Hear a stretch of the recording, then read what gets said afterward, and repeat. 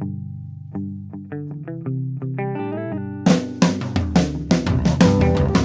only real God is the one that you believe in. Start looking for the God in others.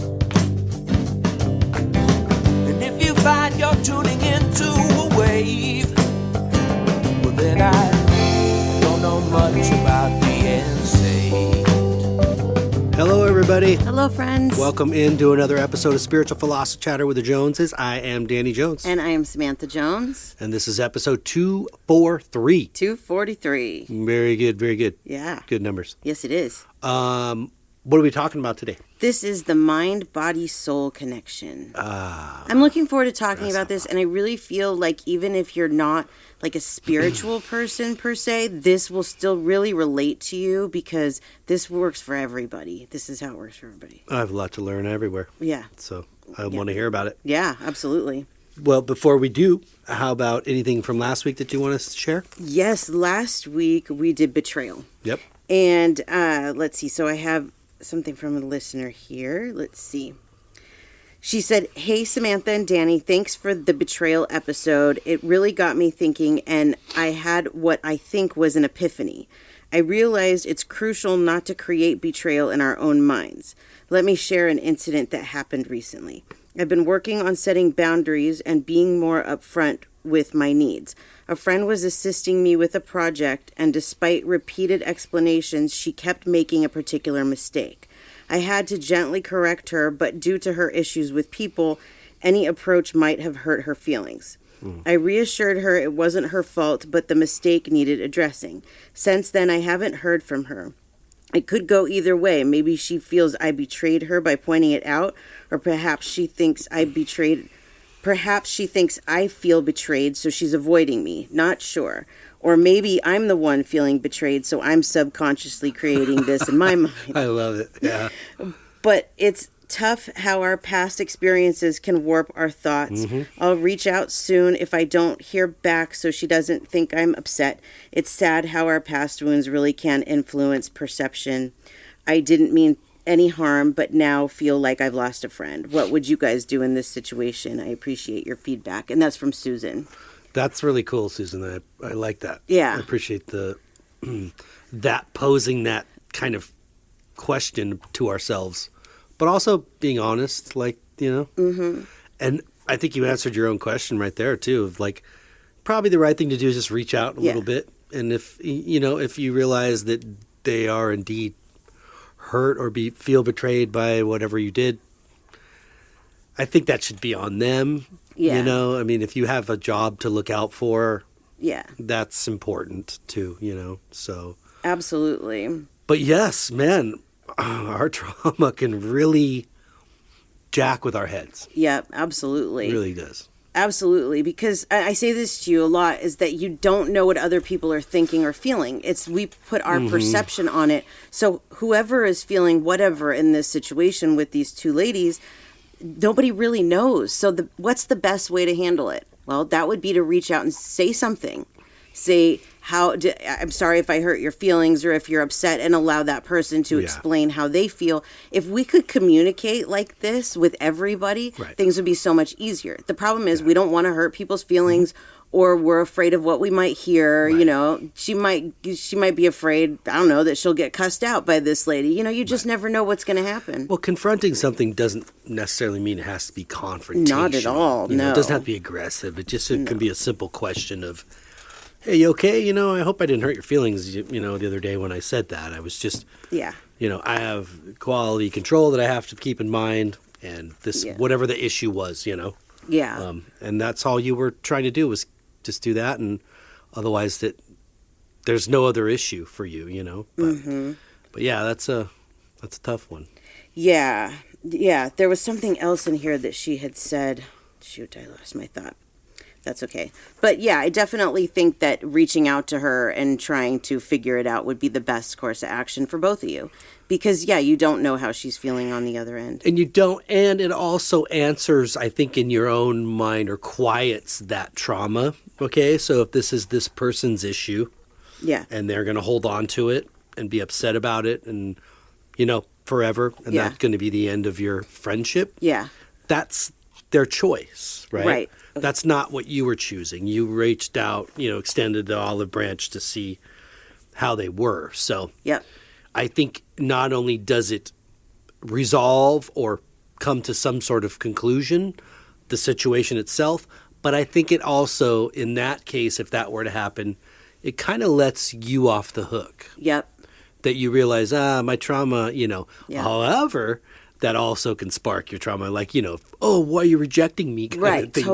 Totally. But I think if anything, it would just kind of let you off the hook, realizing I did my part. I tried. Yes, exactly. And then you have to move on. Yes, you you have do. to, whatever the outcome is, you have to let it go and move on, because otherwise you'll just stay in that place and always come back to it. So And that takes work too. it does. That's often easier said than done. Yes. Especially for people that have to still be around like their abuser or Right. somebody that's just not good for them. Yeah. That's a lot sometimes easier said than done, but it is of the utmost importance. Really. Absolutely. I do remember what I was going to say, and that is that I don't know how this conversation was done, if it was done voice or in person or through text. But if it was through text, Yeah. people put whatever tone they're perceiving the situation to be on that text. That's true. So it doesn't matter if you put a smiley face. It doesn't matter if you put a heart. People are still going to perceive it the way they want to receive it. Yeah. So that's not your fault. Right. But clearing it up would probably help. Yes. Yep. Yes. And then at that point, if it's not received, then, Yep. like you said, you have to Exactly. move on. Yep. So Yep. Thanks, Susan. Yes, thanks, Susan. Appreciate that. And then one other thing about that episode was that at the beginning of the episode, I read the story from one of our listeners about what she was going through. And then we have another listener who's also a client and friend similar to that one, okay. Yeah. who is going through something very Parental similar. things. Yes. So I had this intuitive thought this week to put these two women together to support each other. Oh, yeah. And I'm telling this story because so far I think it's really helping them both. And it's Yeah. funny because their daughters' names rhyme. It's weird. It is really weird. But one of them said to me, I have to remind myself that I'm listening to somebody else's story, not hearing my own, because that's how similar it is. So I work with a lot of people in a lot of different situations. And a lot of times I do feel like, wow, this person would be a good fit for support from this person. So if you need somebody like that, let me know, because I might just know somebody that's going through something similar that you two could help each other. Because I feel like these two ladies, it's been good. So Yeah, I think that's cool because, sometimes certain things, whether there's a resolution or something at the end of it or not, yeah, sometimes it doesn't call for a doctor or a psychiatrist or a therapist or a psychic. Maybe it's just somebody that's going through the same thing. exactly. And you just get that sort of support, first of all. Yep. Which is really important because I think in certain situations, in particular, what these people are going through, you might feel really alone. Yeah. And like nobody's going to understand this, Or like you're doing something wrong. Or you're you know? doing something wrong, yeah. Yeah. So that's really neat. It's like Yeah. helping us heal each other. Exactly. As opposed to like having to be, nothing against you or any other professional, but as opposed to having to the need of a professional coming in Yes. to help, Absolutely. I think it's great. And I know so many different people and so many different stories that you'd be surprised. You could have the wackiest story, and I probably have somebody that I could match you up with. So if you need that, definitely feel free to reach out. So that's all that I have from last week. All right. Well, how about the info and Yes. we're moving on?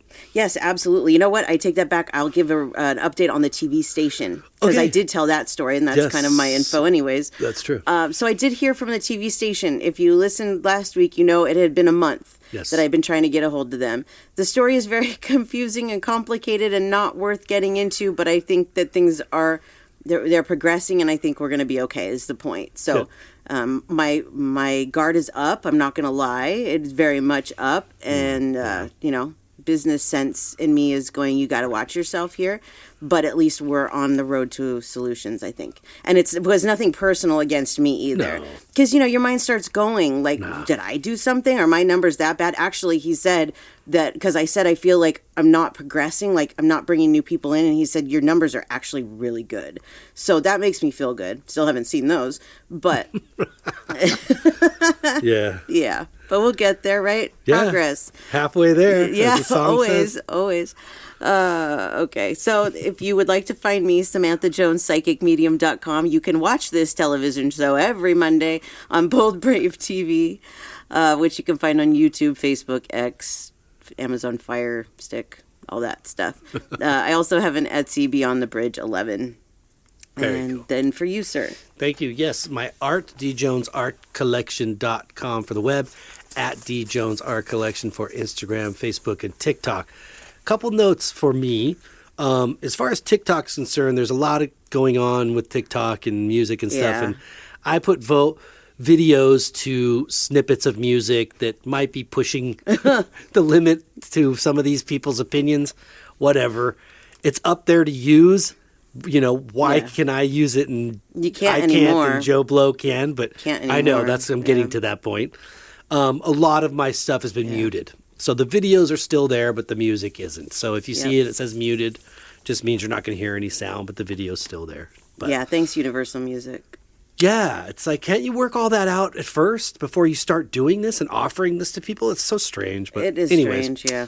Then one other thing, I am working on a new piece. I won't divulge, but I will kind of do one of those special kind of offers cool. if you want to guess at this, if this is anybody but Neil, I'm be surprised if Neil listening, but you can't give any input on this. However, anybody else can. So if you'd like to guess who I'm doing or what the subject matter, and take a crack at it, you're welcome to then, I'll give you up to like 11 by 17 print of any picture that I have on my site of your choice. Cool. So go ahead and you can email that to the email that Samantha gave. SpiritualJoneses@gmail.com. For the show, so we'll know. Cool. And it won't be done for a while.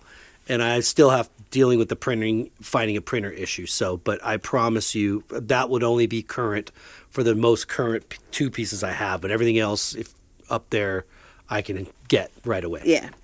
So that's it for me on that. And then my photography for Instagram at djones71 photography, and my Etsy page is djonesphotography71. Fabulous. That's all I got. All right, then, episode 243, the mind, body, and soul connection. It's funny when we do these episodes because a lot of times like things start coming up. And this week, this is something that I've dealt with a lot of my clients. I actually had a client that came to me that she was like, I don't know how to lose weight. I can't lose weight. I'm trying all these things. Like she's taking ivermectin, which is like an antiparasitic, because she was thinking there was worms in her stomach and that's why she couldn't lose weight. But then we start talking about all of the things going on in her life and the stress level and the not getting enough sleep and the not eating correctly and not drinking enough water. And I'm like, well, hello, why do you think you don't feel good and you're not losing weight? Because you're doing everything against what we're supposed to be doing for our bodies. And I'm not lecturing because I'm really bad about this too. But I definitely sense the spiritual awakening, and the longer I'm in this, I see how it is all connected. Your mind, if your mind is not in the right place, your body's not going to be in the right place either. And vice versa. And then your soul comes into play here because that's a whole different level of things. But even just talking about the mind and the body, there is so much a connection here that I definitely wanted to talk about that. Let's see. I think I got a little breakdown here. I thought I did. About body, mind, and soul. But I guess I'm lying. I don't. I thought I had that typed out. So, let's see. So going through this spiritual awakening and having the other side basically as like my guide, I had to really pay attention to the things that they were saying. And they would like show me a lot of things about how this works and how to kind of calm my mind and stuff. And one of the things that I always talk to you about is my grandma Kitty. And my grandma always had, like, took the best care of her body. She ate well. She did yoga. She only drank water. I mean, this woman didn't eat, like, fast food until she was in her 80s. And when she did, I was like, whoa, what are you talking about? You know? Right. But she was like, what have I been missing? Yeah, right? In-N-Out Burger, yes. She loved it. When they told me at the place that she ate In-N-Out, I was like, my grandma, are you sure? But when it came to her mind, she worried about everything. And all of the work that she did on her body to keep her body healthy, it didn't matter, because she had one stroke and one heart attack after the other. Yeah. And it was all because of what she did to her mind. And then her mind made her body sick. Every time that I would call my grandma before she got her dementia stuff, I would say, how are you? And she would say, oh, I'm so sick. Even after she got dementia, it was like such a pattern with her that I'd walk in and she would tell me what's wrong with her. I have a fever. What's your temperature? Oh, it's 98.6, but that's high for me. That's a fever for me. My blood pressure's high. This is wrong. That's wrong. Oh, and by the way, everybody else's life is falling apart, and I'm taking all of that on myself too. Sounds very familiar. Unfortunately, this is a pattern that I think a lot of people have. Not just about the mental stuff, but the physical stuff as well. Right. We have this thing, if I can interject really quick, about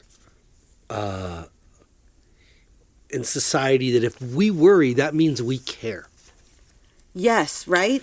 And that's great. That's great that you want to show that you care. Right. You know?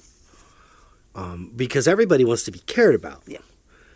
But the worry, I think, is the part that we need to understand is totally unnecessary. Yeah.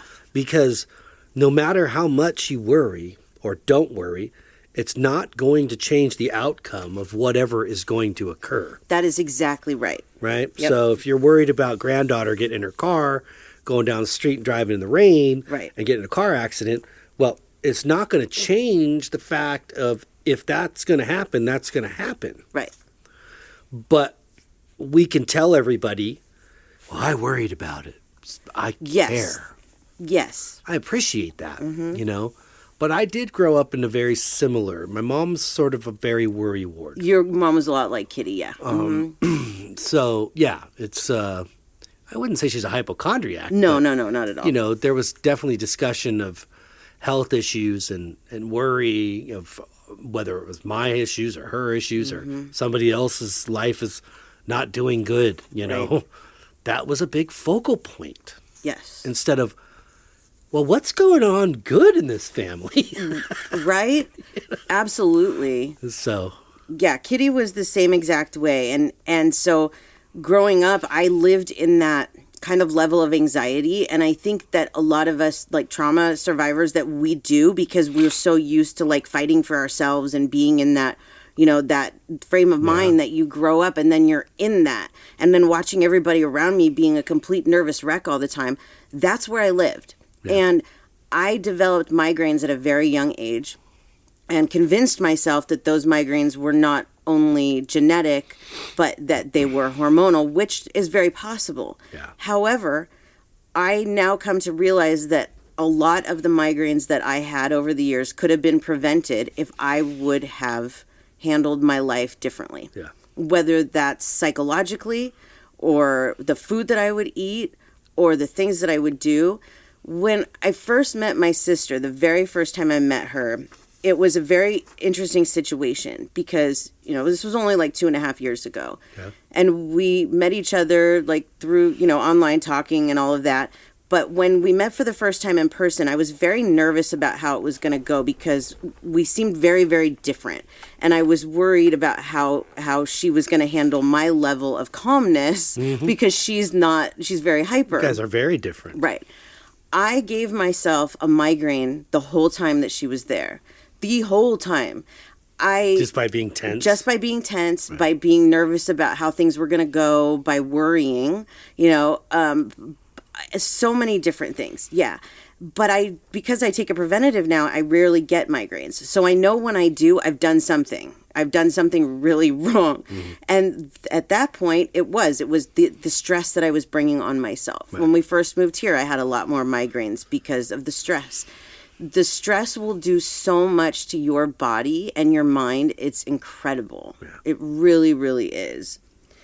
It's true. I think going back to kind of what you were saying about the environment that you grew up in too, and as children, the biggest injustice that we can do to them is taking out that worry on them. Yes, absolutely. So there's probably two big injustices I see in this with youth today is preservatives and getting worry taken out on them. When their job is to just be a kid. Absolutely. You know, and I used to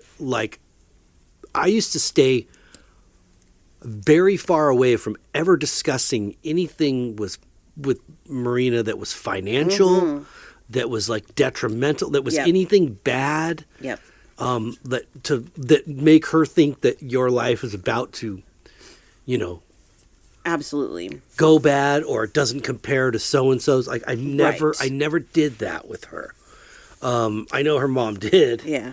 But I tried to combat that with and letting her know that you're a kid. Right. Your only job is to be a kid. Yeah. To do good in school and to do what you're asked of. Right. Whether it's me or your superior, that, you know, teachers. Yeah. Or your mom for that matter. And have fun. Yeah. Right, exactly. Your job is not to worry. Yeah. It's not to know how much something costs and what the bills are, yeah. and to have you sit down and add them up and then throw them across the room and make you pick them up and all that stuff. It's not your job. Right. You know? Yeah. So, sorry I had to go there for a minute. But, yeah. Anyways, kids don't need to know all that. They're going to learn all that on their own. Absolutely. It's just part of life. We all get bills and we all have responsibilities, and most of us don't really want to go to work. Right. We would rather just be a millionaire and live off our interest, you know? Absolutely. But that's not the case for most. So we learn through life that there is responsibilities. It's not saying that we shouldn't share with our kids that there are responsibilities, and you can teach them that little by little. Right. But you don't have to dump life's reality on them in one thing. No, absolutely not. There's a right way and a wrong way of handling things. And I don't think that parents stop and think enough about what they're doing to their children when they do those kinds of things. Yeah. Those are the damaging things, really. And I had a lot of them growing up too, very different. But they go along with you. And it's like, with my grandma, it wasn't like money, like that kind of stuff. It was more like she made me afraid of lightning because lightning struck across the street from the house. I would have slept right through it. It was a hill. It was not going, it was no danger to us really. And she woke me up, and that's her own concern that the house is going to burn down. And she made me, be downstairs with them, and I'm crying and hysterical when I could have just slept through it. But, it's her worry, and it's like, oh, now I have to outgrow these things as an adult. We all have them. It's a significant memory for you. Yeah, absolutely. And we all have them, and that's what makes it hard, is that these things have already happened to us. So how do we stop it? How do we undo it? You have to put yourself first in these situations and look at the situation that you have, okay, with your mind, with your body, with everything. How are you feeling? And if you're not feeling well, if you're stressed out, if you have anxiety attacks all the time, then you have to stop and ask yourself what you can do about it, how you can fix it, because you're the only one that's going to be able to do that. Those things have happened. Those things that happened to us as kids, they happened. We cannot go back and change them. No. But what we can do is try and reverse the damage that was done to us so that we don't carry all of that stress and anxiety and worry and everything around that our parents and grandparents and whoever else has taught us. Because it isn't healthy. No. Somehow we're taught to, like you were saying about, worrying shows that you care, that putting everything that you have into others is then you're a selfless person, right? But taking care of yourself is selfish, and that's not true at all. No. Because you have to take care of yourself, have, ultimately, really. Exactly. That was one of the things that I remember early on in the spiritual awakening. There were so many of those little epiphanies of things that were said to me, and one of them was, you are the only person that you're going to spend 24/7 with your entire life. So you should like yourself, and you should take care of yourself. Instead of worrying so much about everybody else, you should take care of yourself. Yeah, outside of having little children once they're grown up, I mean, Yeah. you're the only thing you're really responsible for. Yeah. I mean, we Nobody have dogs and, that, Right, but but I that's mean, different. we can say, oh, I have a wife or I have a kid or I Yeah. have a mom or I have a father or grandparents. Okay, great. These are people, relationships in my life. Yeah. But I don't make them eat. I don't make them drink and go to the bathroom. I Yeah. can't. That's Right. That's what they do. That's their responsibility. Yep. They're only solely responsible really for themselves. Yep. But we do take on other responsibilities in life. Yes. Yeah, and we try and fix people's problems. And the Yeah. thing is that people's problems are their problems. And I have clients that say to me all the time, how can I help such and such? How can I help my daughter? How can I help, my husband or whatever? And the thing is that most of the time you can't don't take on their problems, because you start taking on their problems and then, that doesn't help them. That just makes things worse for you. But really at the end of the day, everybody has to deal with their own problems. You can't take them away from them, no matter how hard you try. And so that's just another thing that kind of drags us down into that pit and, goes right along with the mind. I mean, the best thing in that situation, I think, is just be there for them. Exactly. Right?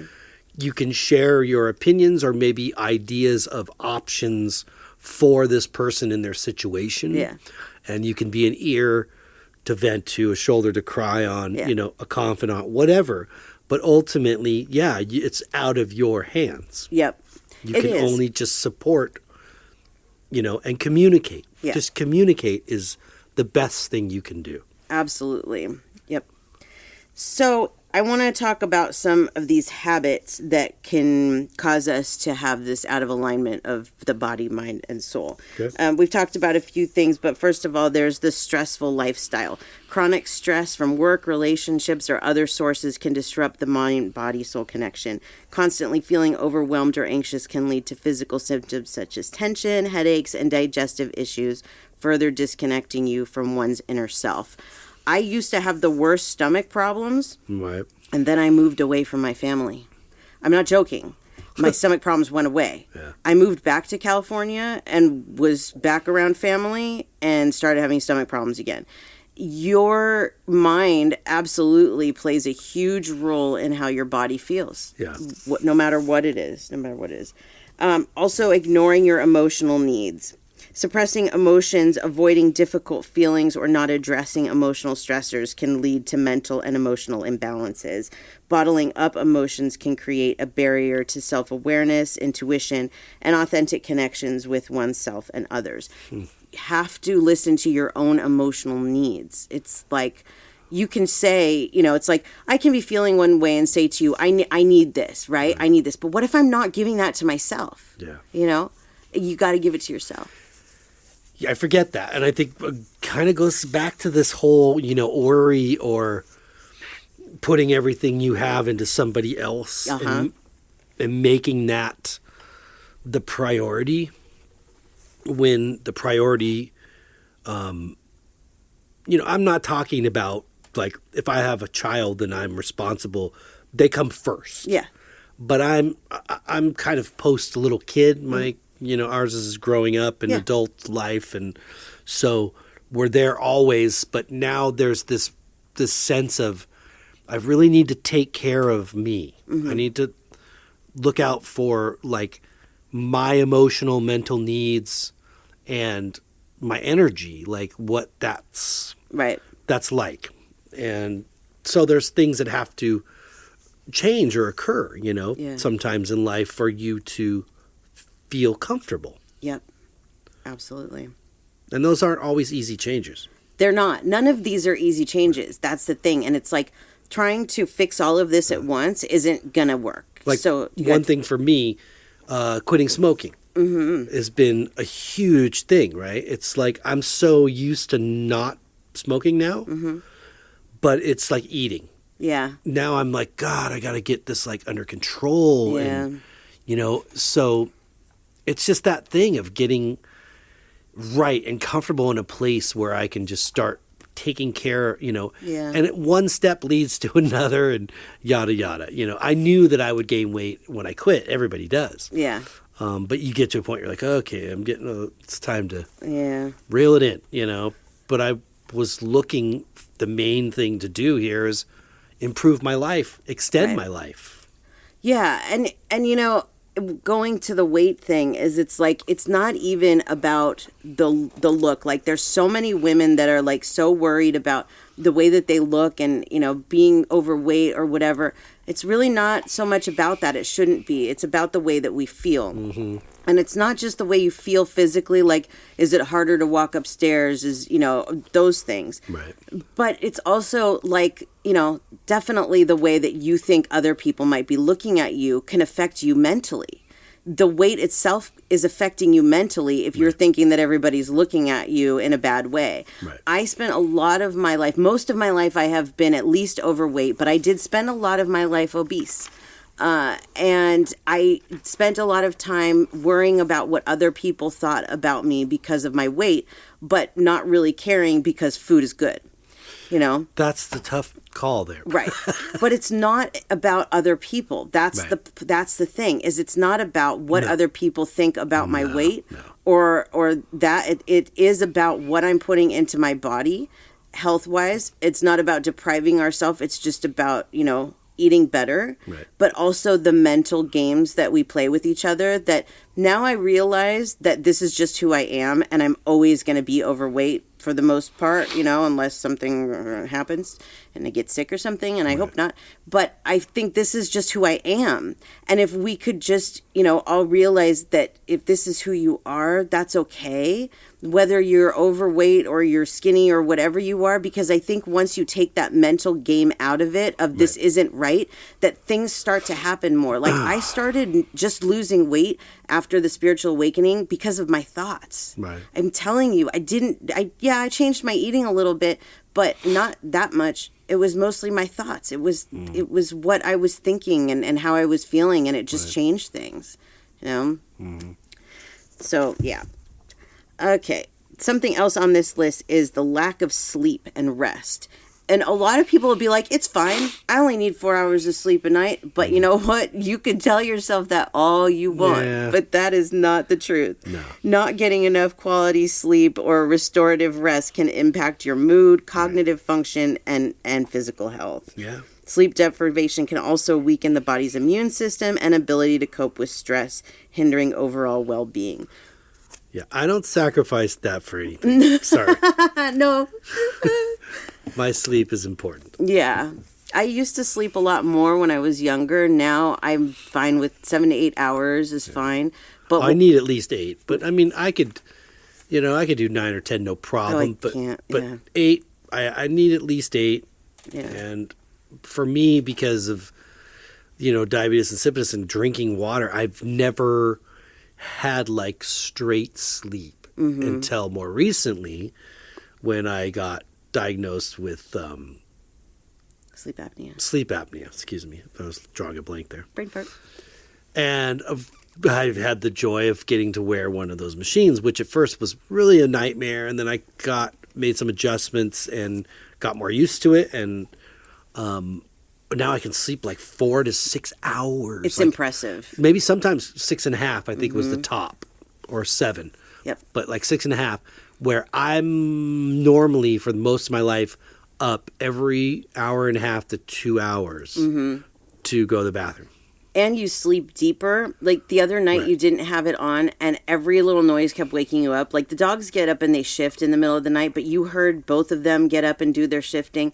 But when you have the mask on, it's so much deeper of a sleep and a restorative sleep. And I notice a lot of times when the next day after you have it, if you haven't used it as much, that you're different. You're more tired. You're, you know, just different things. So it really shows you that you need that sleep. That not just I'm laying in bed for 8 to 10 hours, but that actual sleep. And I remember hearing people that I worked with in my previous jobs talk about that, like with women that their husbands, you know, had a CPAP machine. Yeah. And they would talk about it. And, you know, there was mixed feelings in it, kind of like, I hope I never get there. And sure enough, Yeah. I'm here. Yeah. But what do you expect? I had asthma growing up and smoked for as long as I did. Yeah. You know, but it's just swollen tonsils. Yeah. More so than anything. But hearing those stories, really turned you off, and hearing like the women going, I wish he would just try it. Like the snoring is so obnoxious. Well, that's kind of what my first sort of incentive in this was not really for myself. It was more for you because I felt bad. Like, I appreciate that, actually. Like, I guess I'm probably, she's going to be hard. She's going to have sleep. I did. I had deprivation. a lot of sleep problems, because I'm snoring so loud. Mm-hmm. And now you actually get to sleep, but it's better than that. Yeah, okay, it's not the most comfortable thing in the world, but it's not completely uncomfortable either. But I get better rest. Yes, you do. I get better sleep. You get better sleep. Yep. So overall, the whole thing is one of those things where I was judging from a distance or from an outside point of view, and I didn't want to budge, and I didn't want this, I didn't want that. Change is scary. Yeah. Getting old is scary. But I then realized, but wait a minute. I'm just another human that's been around in the evolution of humans, since the dawn of time. So we know certain things work for certain things. I should try to give it a shot, see how it goes, and maybe we'll both benefit from it. So I've been trying to do that body. I feel like my soul's always been in the right spot. Yeah. My body goes in ebbs and flows. My mind, not so much. Yeah, totally. And that's harder to lasso. Yeah. I won't deny that. The mind can, like we were talking about earlier, just your trauma can affect your everyday life, some of the decisions or reactions you might make, Yep. But it's always a work in progress. So don't feel like, oh, I didn't get there. I saw somebody post on Facebook about the many things they have mastered in this life except this one particular thing. And I was like, I haven't mastered jack. No, man. I haven't either. Where does that come from? Yeah. No. Like, I don't even want to go there. Have I gotten better at things? Absolutely. Am I the master? No. No, again, it's a work in progress. It's like chiseling a sculpture that never ends, You're just constantly refining and refining and refining. And that means you have to do a lot of, introspective work and looking at yourself. Yeah. Some things about you that you don't necessarily like. Right. But that's going to get everything I kind of in line. You have to start somewhere. Yes. And once you work on one, it's like the others sort of like screaming at you. Right. So if you said, I'm going to work on my body first. Yeah. Your mind's going to scream at you. Yeah. Your soul's going to scream at you. Mm-hmm. If you worked on your mind and soul first, then your body's going, hey, what about me? Right. Right? Yeah. It's like they all have to move and evolve together. They absolutely do. It's funny because I forgot to tell you this, but I had this moment the other day where I called myself a master in my head and immediately corrected myself. It was so funny because, no, exactly. Because, like when Batman slaps Robin? Yes. Because what happened was I've realized how good I've gotten at reading people's energy. Like I can read anybody's energy, and that to me is impressive because 7 years ago, I couldn't do that, right? So I got impressed with myself and I was like, the master, yes. And then I went, no, you're not a master. You're not a master of anything. You just simply have gotten better and you're learning, and you will always continue to learn and always get better at reading people's energy. This is not the top. There's still more to be had. So to me, a master means you can't possibly learn anymore. Nope. I don't like the term Reiki master because I feel like I didn't master anything. I'm always learning. Always learning. I think that's the best attitude and approach to have. Yeah. I think one of the examples I share with you is being a musician and a guitar player. I kind of go to some of those types of people and say, you ask Eddie Van Halen if he were alive, have you mastered your craft? Yeah. No. Yeah, no. I never will. He never will. Yeah. Randy Rhoads, when he was touring and playing with Ozzy Osbourne, when they would have downtime in between dates, or daytime hours, he would be, there's photographs I've seen of him sitting at the breakfast table with Ozzy and Sharon and some other member of the entourage, And he's got a phone book. And he was known for searching for people to give him classical music lessons while he was on the road, because he always wanted to be learning. Yeah. Always. And he never said, that's good, I'm good. Right. You know? That's ego. That's ego. Absolutely, that's ego. Yeah. And that's what I mean. It's like, if you ever feel like you've mastered anything, then there's something wrong. Yeah, you gotta, I guess, look at it again and see, really, this is it? This is all I can learn? This is as good as it gets? Because I definitely don't think there's anything that I've ever done in my life that I can say I've mastered. And I appreciate that, because I want to learn. That's why we're here, you know? Right. And that definitely is about letting go of the ego, because I think when you do hold on to that ego and, you know, in these situations, then you will say those types of things. I'm the best at this. I'm the best at that. Oh, this person sucks compared to me, or whatever, you know? Right. That's just the ego talking. But it's like, I know there's way better psychics than me, but I also know I'm not the worst psychic in the world. So I'm being honest, and that's not egotistical. That's being honest, you know? Yeah. Big difference. I agree. Yep. Let's see. So something else on the list here is overworking and burnout.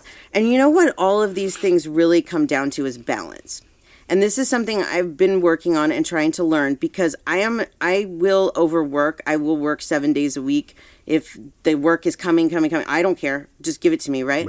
But I realized lately what they're trying to do is give me days off. And it's been difficult for me to be like, okay, I'm going to take the day off. I don't have anything booked right now. You know, there's nothing going on. I'm going to take the day off.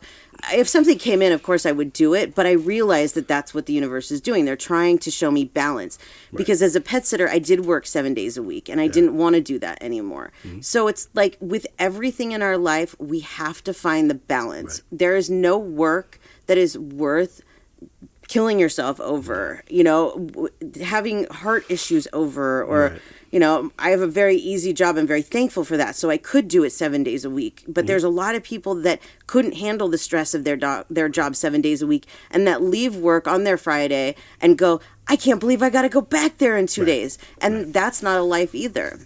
Yeah. You know, so we have to find the balance in everything. It's true. And I'm very fortunate in my life, and feel very lucky that I love what I do. Yeah, me too. And so there's times where I want to keep going. Yeah. Right? Right. But I'm like, well, I got my family downstairs. Right. You know, I should probably go down there and have dinner. And then sometimes I'm like, yeah, but after dinner, why, you know, like maybe you could just, you know, forget about like hanging out and just, you know, get lost in your work, you know? Yeah. I love to do that. Yeah. But I have to realize that that's not the only thing that brings me happiness. Right. You know, so I put boundaries up for myself. Like, no, you know. have to, yeah. You know, work till it gets dark and the light's not that great, you know. Yeah. And then call it. And, you know, you can come back to it. But there's sometimes, you know, in the middle of the night, I'm like, can't sleep. Oh, don't do it. Yeah, but I know, like, if I go up there, I'll get lost. Do not, I know it's like 4 hours have gone by and the sun's coming up. And I'm like, And I'm waking up and I'm like, where'd he go? And I'm like, good night. Yeah. No, don't do that. So, but that is some of the, you know, like the kind of that double-edged sword of the blessing and the curse. It's like, I love it. Yeah. And I could sit and get lost and do it because I know, and every piece I'll talk to you about and share with you, like, you know, what I'm doing. And in my mind, I'm 50 steps ahead of where I'm really at. Mm-hmm. But that's because I'm planning everything of like what to make the next move so I don't jack it up. Yeah. There's a lot of kind of making sure that you do it in the right steps. Yep. And I love that part about it. But, you know, kind of like anything, I want to get from point A to point B quickly. Right. And get it done because I want to see the finished thing. Right. And not, you know, trying to get back to some of that, you know, enjoying the process. Mm-hmm. Like, ooh, I love that I have this to get up and work on today. Right? Yep. Because tomorrow I'll have it finished maybe, and then what do you have? Nothing until you pick something, and then you're right back there, right? So every time I pick something, it starts the cycle again. Or if somebody picks something for me, the reason I shared that earlier about Neil not being able to chime in is because was Neil's request. Yeah. It wasn't somebody I was going to pick. Yeah. And now that I'm in it, I'm like, Yeah. Okay, cool. I'm digging it. Right? I'm having fun. Yeah, you are. Yeah. So, but I wouldn't have normally expected I would have had fun with that one. Yep. So, Those are really important boundaries to set. It's important to set boundaries with ourselves as well as others, you know, because if we don't, like with my work, I really won't work after 8 o'clock unless there's like some kind of an emergency. I don't even usually look at my phone that much afterwards. But, you know, there's times where people are like, you know, it's 8 o'clock or after, can you do a reading? And it's like, I would like to, but I've set these boundaries for myself, and I just feel like it's healthier for me to stick with these. And so I'll just be like, you know, can we set it up for tomorrow or whatever? Sticking with those things, because otherwise it's like I am overworking myself maybe. But I also love what you said about like the waking up in the morning. I wish everybody had one of those jobs. Like when I have what I know might be a busy day, I'm actually happier waking up in the morning because there's things that I love my job. Right. So I love to be able to do it. It's the mornings where I don't have much that I'm like, oh, you know. Yeah. But how many people are the other way around? How many people are like, I don't want to go to work. Like I dread getting up for work. And that's not what the universe wants from us. No. The universe wants us to enjoy our jobs, and our higher self does too, because that's what we're here for. Yeah. So it is an important part, and a very hard part, because for a lot of people, they can't just go and change their career. But you can change how much you work and how much effort you put into it. And like you said, and remembering that you have a family. You know, we all have other responsibilities, but then looking at the overworking for your family can be a thing too. You know, you can change your career. Anybody can change their career, but nobody said it's going to be an even trade. No, nobody. No, definitely not. But what's more important to you? Right. Exactly. I think my Happiness or point, money. Like, you know, in some situations you might be able to obtain both. Yep. So, but for some you have to make a sacrifice. So that's something you have to be willing, I think, from the beginning to understand. Yep. You're going to have to make that choice. Absolutely. And my point wasn't that you can't do it. It's that there's a lot of people that right now listening are probably like, I can't just not have this job today. Like, that's just not how this works. It doesn't mean like a drastic switch, right. Like a light switch, turning it on and off. You have to work at it in baby steps. Yeah, absolutely. Mm-hmm. All right, so a few more things. We have some of the things that people don't want to talk about, and when I say people, I'm myself included, is the unhealthy eating patterns. Yeah, well, we kind of were talking about that, but yeah. Yeah, but it really is more important than what I think a lot of people realize. Mm-hmm. People used to tell me all the time, you are what you eat. And I would be like, okay. No. But now I realize you are absolutely what you eat. I used to drink soda all day, every day. And I feel much better now that I don't. Yeah. And I can have a soda, and I like the way that it tastes, but it makes me sick now. Yeah, I can only do like a little bit. Yep. And otherwise, if it's like even like a full bottle, you know? Yep. By the end of it, I'm like, yeah. Yep. So I'd rather just half of it and save half of it. You know? Exactly. Like we went out one night to eat, and they only had Pepsi. Usually, if they have tea, I'll get tea. But if they don't, then I'll usually get soda. But the Pepsi actually made my legs hurt, like almost like restless leg syndrome. And I realized that that's what it was, because every time that I drink Pepsi, that's what it does to me. So if that's what it's doing, we know it's not healthy. We know, what is this? It's crap anyways, you know? But it's like, even now, like I have guilty pleasures. I like Fruity Pebbles, and I like McDonald's, you know? It's like...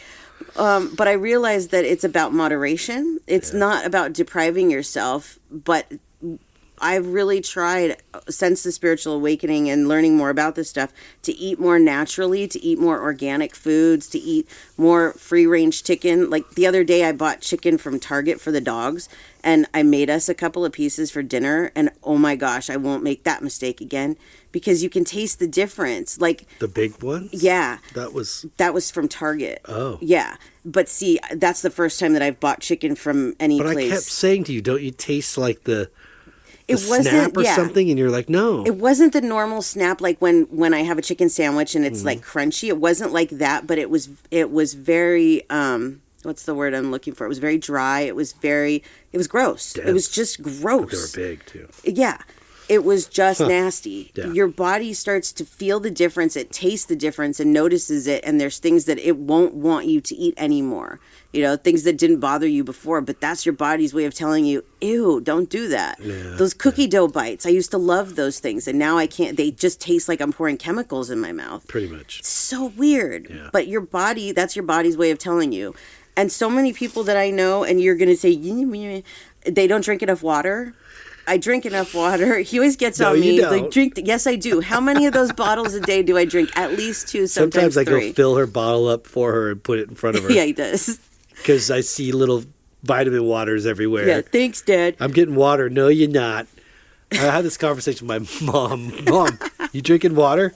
I drink iced tea. Mom, I know that that's just a flavored water, but that's a natural diuretic on top of it. You got to drink water. You got to drink water. Yeah. Drinking water, it's so, for so many different reasons, a hydration and your muscles and the way your body can move without water, boom, done. Sometimes I'll be having stomach cramps, and I'll try everything that I can possibly try to get rid of them, and then I'll hear, why don't you drink some water? That's why we're made up of 98% of it. And literally, like, within 2 minutes of drinking the water, the stomach cramps are gone. I'm like, duh, your body's telling you this, but you're not listening. Yes. And that's what we all need to do more, is listen to our bodies, listen to our mind. That's the point of this whole episode, is listening to those things. I trip because my dad would say stuff like, oh, I forget to drink water. How? How? Your mouth isn't like a friggin' Sahara desert? Yeah. You know, like your breath, whatever. Like, bro, yeah, just keep a little bottle with you, or, you know, stop at the store and on your journey and just buy one, you know? Yeah. But I understand some people don't. I have a disease that makes me constantly thirsty, so it's hard for me to imagine not needing that much water or, you know, always being thirsty. But for so many other reasons, I mean, it's naturally thins your blood out, you know, and as we get older, kind of need that a little bit, you know, for circulation. Absolutely. And your muscles. I had a friend that died of a heart attack, and I was like, how? You know, she ran marathons and walked dogs and did so many things, and she was thin. Well, when I connected to her and asked how, she said, I didn't drink enough water. Yeah. Whoa. So when she was exercising, she's just supplementing for Propel or Gatorade? No, I just think there's some people that just don't drink enough. They don't. I mean, anywhere I go, I bring a water bottle with me. And so, like, my friend Allison that had a stroke, actually, we went to the zoo, and I have my bottle with me, and she doesn't have any water, and she's just drinking Coke, and I'm drinking mostly water. And it's like, how do you not? How are you going around and not drinking water? But some people just don't. Yeah. They just, you know, they have someone they have to, and it's like, no. Yeah. It has to be, a priority. Absolutely. So many of these things, you know, it's just really about listening to your body. And I know a lot of people be like, it's too hard, I don't want to do it. But the thing is that you feel like crap. Yeah. So why do you feel like crap? Because you're not doing the things for your body and your mind that you need to. Yes. So what is the problem in trying? Like, that's one thing I say to my clients a lot of times is, how about just try it? That's it, yeah. How about just give it a try, see how you feel, what do you have to lose? Right. Drink more water, see how you feel. What do you have to lose? Right. Use that with everything. Stop worrying so much, see what you have to lose, you know? Because really, I think for the most part that we do feel better. We just, I don't know if we're stubborn or it's too much work or whatever it is, but so many of us are just like, nah, I'm just going to keep doing what I've been doing. And it's not working. No. Yeah. Let's see if there's anything else here before. Lack of physical activity. Absolutely. We don't get as much activity as we should. No, I mean, we try to make an effort like once a week, at least, that we're getting out, you know, and, you know, we'll go walk several miles. Yeah. Just whatever, sightseeing and doing whatever. But I don't think we do it enough. But we're at least doing it like once a week and trying to get out there. Of course, weather sometimes is dependent on what we're doing, but I've after kind of working in the grocery business for so long, it's like my joints and back are just shot. So last thing I really want to do is go to a gym. Not Interested. If I could work on my eating habits more, Yeah. drop some weight, and just, I'm not looking to get buff. I just want to Yeah. Healthier. stamina. Stamina. Yeah. Yeah. Absolutely. Because really, like, we talk about traveling, and it's like, how much are we going to be able to physically do if we're, only going out and walking once or twice a week? And then, like, I can't imagine going to Disney World right now, like how we did, and we're walking like 12 miles a day when we went. After one, I would just be like, nah, you guys go on I thought I without was me. done after one when we were there. My feet hurt so bad after the first day, and I'm like, oh my gosh, I have to get up and do this for 4 more days. Yeah. I'm like, I don't know how. By the 5th day, man, my feet. We all did it though somehow. We did. I don't know how, but my concern is getting older, and it's like scooters. Yeah, exactly, right? Yep. I don't want to be that guy yet. No, I don't either. The last one that I wanted to talk about is excessive screen time. I feel it when I'm on my phone too much. And unfortunately, my work is all on my phone. I mean, there's not a lot I can do about that. Partially me too, yeah. Yeah. But there are days where, like, I might not have that much work and I'm just sitting there and I'm on TikTok or Facebook or wherever and, going back and forth between the apps because you have nothing else to do. And then I realize you have so many other things that you could be doing except sitting here. And, like, Marina said something once that made a whole lot of sense about TikTok. I love TikTok because it's fun, but it's also very depressing. And you'll be scrolling through there and you'll find a really, really funny video and you'll start laughing and be in a great mood. And the next one will be animal abuse. And I'm like, Yeah. Yeah, it is. Yeah. It's emotionally all over the place. It's hard to control your emotions when you have all these things being shoved at you. Well, it might get taken away, so. Well, yeah, that's sad. I really hate that idea, more so for the people that make a lot of money on TikTok because there's a lot of, like, single moms and people have made that a living now. Mm-hmm, exactly. So hopefully they don't. But there's some things that, are affecting the mind, body, soul connection. And really there's a lot that we can do. We've talked about a lot of those: eating better, drinking water, exercise, meditation, mindfulness, gratitude. Yep. All of these things, but everything about it is the only person that is going to be able to do this for us is ourselves. And so the only one that we have to blame if we're not doing this is ourselves. Yeah. And, again, I'm really bad about some of these things, but I really would like to get better at them. And try. Always a work in progress. Always, don't hold yourself to somebody else's standard. No, that's You're definitely not responsible for healthy. you. Exactly. So just give yourself credit where credit's due. Don't beat up on yourself. No. And be realistic. Realistic. That's very important. Now realistic doesn't mean don't be motivated. Right. It just means be realistic. Yep, absolutely. It's like I started thinking about that Ozempic thing that we watched.